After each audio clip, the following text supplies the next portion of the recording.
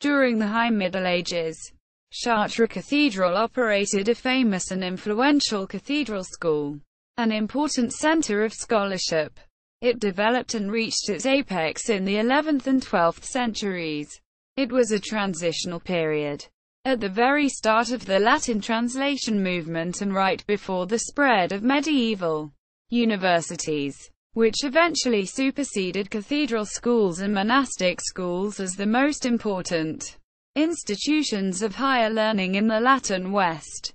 In the early 11th century, c. 1020, Bishop Fulbert established Chartres as one of the leading schools in Europe.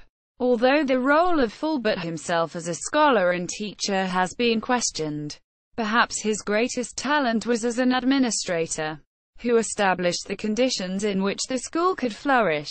Great scholars were attracted to the cathedral school, including Bernard of Chartres, Thierry of Chartres, William of Conches, and the Englishman John of Salisbury.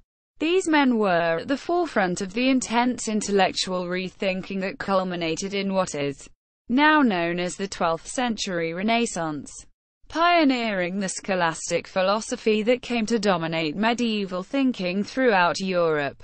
The teaching in monastic and cathedral schools was typically based on the traditional 7 liberal arts, including the trivium, study of logic, grammar and rhetoric, and the quadrivium, arithmetic, geometry, music, and astronomy. There were, however, differences among the schools on the emphasis given for each subject.